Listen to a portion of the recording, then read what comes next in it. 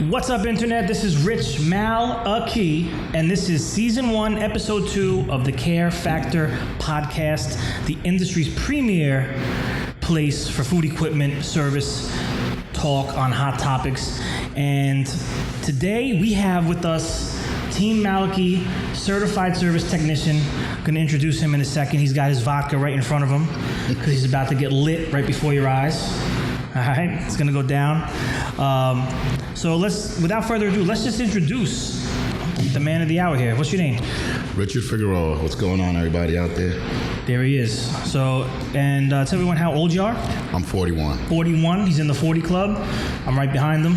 And so, why don't you tell everybody a little bit of what you did before you got to Malachy? A lot of odd jobs. Actually, before I got here, I was working in a warehouse as a forklift driver, picker, packing, receiving, shipping, receiving. Yeah. And how did you find your way to this place? Well, I got lucky. Interesting. I got lucky. You know, my wife was working with you. Shout out to Geraldine. Yes, and we had a company barbecue, and it was actually on a Saturday, which was probably my last day at that warehouse I was working at. I had a long talk with Rich, explained to him the situation, and he asked me if I would like to start Monday morning. And ever since then, I've been here. Boom. How many years ago?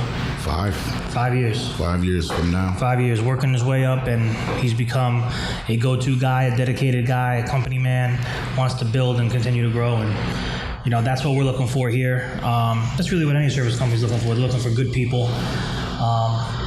So that's a little background of how Rich got here. So, listen, talk to me about your current perspective on the industry as you see it here in 2018. Just from a technician's perspective, being on the road, what are you seeing out there? What's your perspective? Is it? Well, technology's growing. Mm-hmm. As far as all the equipment, they're getting more stuff as far as software, computers involved, and you know, it's getting more challenging as far as a technician's point, where you got to literally sit down and study. All these training classes really help when you're out on the field, and it's growing. It's going to get bigger and bigger as years go by. It is growing. It's getting massive. So what I really wanted to do too was I really wanted to kind of walk through a typical day for a technician. So maybe, you know, customers, reps, dealers, manufacturers, you know, we're all living kind of in our own world, in our own bubbles. And, you know, I want there to be, one of the big things for the Care Factor is to build an understanding between all of the sectors of the industry. Because again, we all have our own dailies, and we're kind of, you know, looking down throughout the day, and we don't have that empathy maybe for the next guy or girl. So let's walk through the day. What time are you waking up in the morning? Probably about 6 in the morning. 6 a.m. typical day you wake up. And what's gonna happen after you brush your teeth? Do your thing. Yeah, come to the office. You know, prepare myself for my day. Try to do a rundown of all my calls that I'm gonna have for the day. So, kind of helps out as far as what I don't have in my van. I can narrow it down, look at what the description of the call was, see if I can take some other stuff with me to try to get that first time fix. You know, because that's very important with a customer, especially get them up and running right away. For sure. That's a major thing we want to do. So, all right, so, and keep in mind, we do have GPS dispatch. Rich happens to live in town, pretty much down the block from the warehouse, from the main headquarters. So he'll come in daily. You know, we'll get him some parts and, again, go do the rundown and everything to try to give him a little insight into what's happening. But just in case anybody doesn't know, those things change sometimes. Yeah. You know, we have VIP customers, you know, we have our gold, you know, platinum, silver, whatever you want to call them.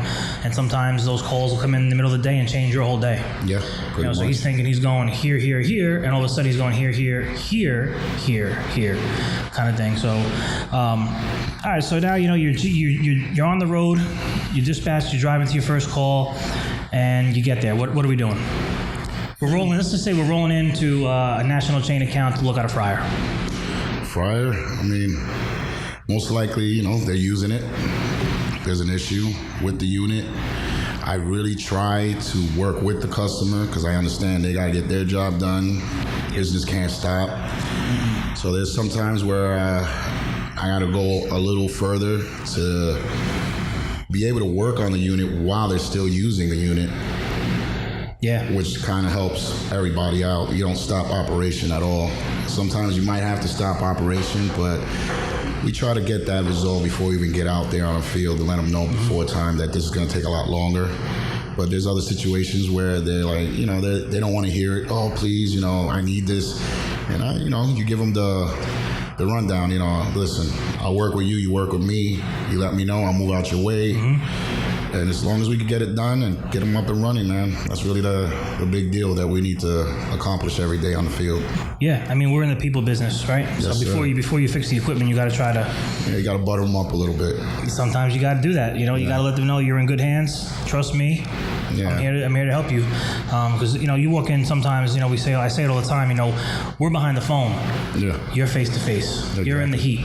All right. So it's a little easier on the phone when you're working with people, and you got to, I understand, listen, this is their business. Things are down. Mm-hmm. They just want to work. They just want to serve their customers. That's all they really want to do. So when you get there, they might be 10 times angrier, especially if they called in at 8 o'clock, early in the morning, and we might not be able to get there until the next day. Just because we only have so many technicians, there's only so many hours in a day, and we can only do so much. These guys are not machines. So they can only do so much in a day. But just, so you're there, you're on the fryer now, say it needs a part. There's two spectrums here, right? So you got I have it on my van, or I order it. Let's say you have it on your van. Boom, you go out to the van. I'll let them know, needs a gas valve. Yeah, it needs a gas valve. I have it. It's going to take this amount of time, or it could take a little longer if I run into problems, but I'll have you up and running. 9 times out of 10, get it done. It's like ripping a Band-Aid off. Let's get it over with. You're here, you got it. And then they'll most likely be happy at the end result, and they're like, you know what? He had it. Yeah. It's awesome. I don't have to wait. That's the best, isn't it? Yeah, it's awesome. Just to get it done. Yeah. Just to get it done is getting off. Because just like I always say, like restaurants, you guys, you're serving customers. You want to turn tables, and we want to turn calls. Yeah. We don't want to have to go back tomorrow or the next day or the day after that or wait a week for this to come. Or we just want it done. So now, let's say that happens. We don't have the part in the van. What are you going to do? Yeah, it's another thing. You got to learn how to be a people person. Kind of, once again, butter them up. Mm-hmm. But you got to let them know, unfortunately, I don't have the part. We can have it in our warehouse. And I'll give them a call, give the warehouse a call, the office a call. Yep. Give them the part number. If they have it in stock, customer's going to ease up a little bit. Like, oh, it's good. We don't have to wait for it to be shipped out or anything. And see if we get them in the schedule as soon as possible. Yeah. Just to get back. Yeah, and that's, and what typically, as coming from being service management, and when I was doing that, I would typically not want a technician to really give a time frame. No. I don't want anyone to have expectations that are not true, because, again, we're servicing right now as a small business 300 plus calls a week. If you look at reality, it's not possible to get back to everybody the next day when you have calls continuously coming in. Mm-hmm. So, for us, and I feel the high standard is a 3-day turnaround time at the most. Yeah. So, if we need a part, most parts we get in 1 to 2 business days. If we get there on a Monday, chances are we'll see you on Wednesday. Unless this is a super, super emergency where you'll probably call in and say, hey, we got to rev this in next day, air it, early AM, it's got to be done tomorrow, blah, blah, blah. And then I try to get there first thing in the morning bore they open, so I don't have to be in no one's way. Yeah. Get it over with, let them get on with their day. That's it. Yeah, so, all right, so then on departure, obviously we want to get signatures. When you're leaving a customer, whether you order the part or not, what are you doing? You're seeing them. I mean, if I get it up and running, I like to show them the whole process of what I did, why it happened. Show them before I leave that everything's working right. Mm-hmm. And if I don't have the part, at least I give them that insight about when we can probably be back, I like to ask, the office, give them a rough estimate, and at least let them know that the part is in stock. Yeah. If we don't have it in stock, we got to order it. We give them the option of overnighting the part. But most of the time, when you talk them through it, they kind of calm down, and we figure out other ways that we can get the unit running, at least, if we can't. Keep it, just to get it going, just to get them through maybe that next dinner service. Exactly. Until we can come back early in the morning with the overnight parts. So you're doing that. That's call one. You go to the next call. You go to the next call. I mean, what are you doing? 3, 4, 5 calls a day, depending on the jobs. Depending on the jobs. We'd love to get at least 5 calls done a day. That would be phenomenal. I think most companies would be happy with 3. So we do that. So let's talk about, we're here in the heat of summer, right? It's winding down. Do seasons affect you? Oh, yeah. Talk a little bit about the seasons and how they might affect you in a hot kitchen or a cold kitchen or different things, the elements. Well, summer, you got a lot more people going out to eat. So you got a lot more business for these restaurants, and you got more problems happening because they're using the equipment a lot more than usual. Working on overtime. Yeah. Wintertime might slow down. People are staying in more. But then you got Mother's Day that comes, got the Father's holidays. Day that comes. Thanksgiving. Yeah, these are the holidays Christmas. that people go out to eat, Valentine's Day. So, yeah. You get busier at times. Especially like the refrigeration guys. Summertime, it's always a high How about point. the heat, though? How about the heat in those kitchens? Oh, forget about it. Tell the Care Factor Nation about the heat in these friggin' kitchens. It's hot. It's killer. It's 200 plus. It's killer, man. You go outside, it actually feels better. Yeah. It could be 100 plus outside. Yeah, it's rough. I mean, these guys are definitely earning that pay for sure. Yeah. They definitely earn it. Kind of touched on this already, but let's just so we're the industry. So where do you see this industry headed in the next? A lot more technicians will come out and try out for what we're dealing with. What we do for a living. Not a lot of people know about this. They think the units run themselves. Yeah, well, they get fixed by themselves. If you think about maybe before you got here, you don't really think about you go out to eat somewhere, food just kind of shows up in front of you. Yep. You don't even think about the chefs and the sous chefs and the prep guys and just all the things that happen.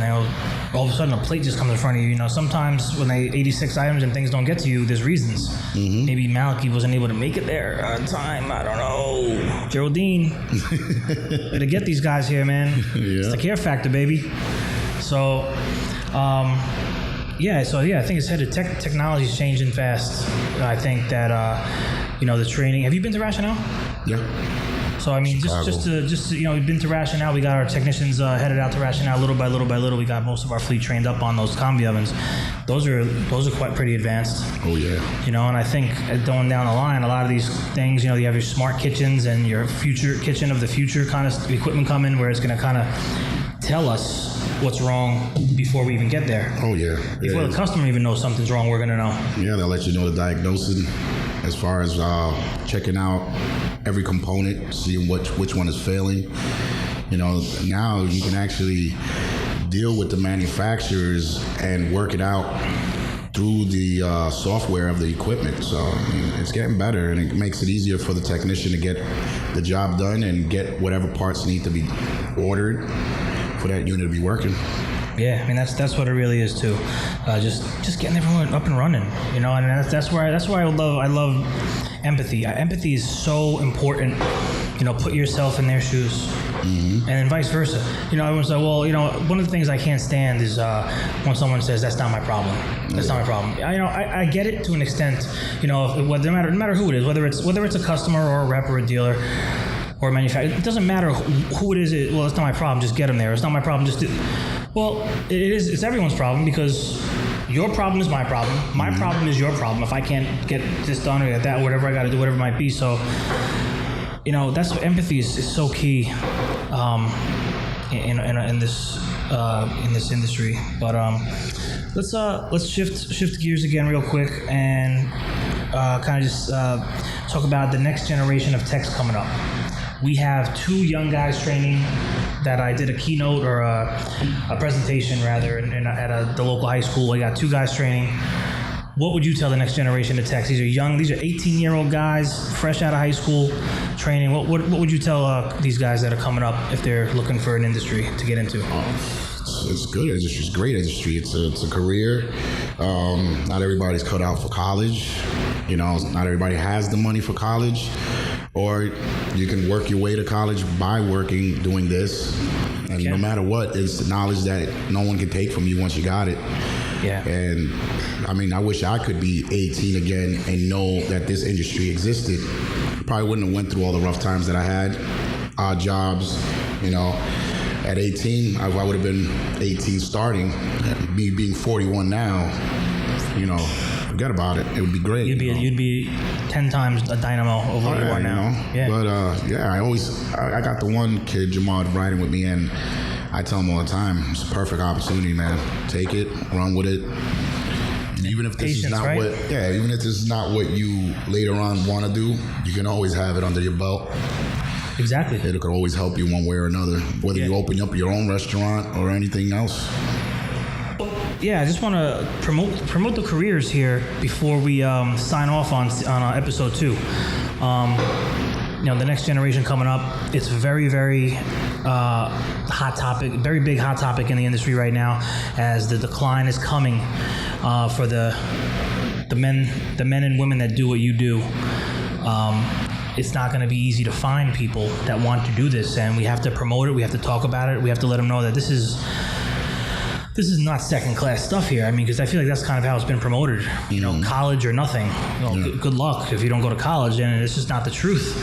You know, we live in a different world today, a different age, and this is a lucrative business, and it's. I mean, I say it is recession-proof. I mean, we're never not busy. I mean, we're always working. I mean, are you going to do calls after this? Probably. Yeah, I mean, he's probably got a call or two to go do after this. I mean, we were training today all day. We had Duke Manufacturing here training. You know, it's 4:00 here in Jersey, so we're far from done. I mean, he might be out till 8, 9 o'clock tonight. I mean, who knows? Depending on what he's going to go work on. Mm-hmm. Even if it's just 1 call, 2 calls, I don't know. We have to go check with the boss, but both of our bosses. Yeah.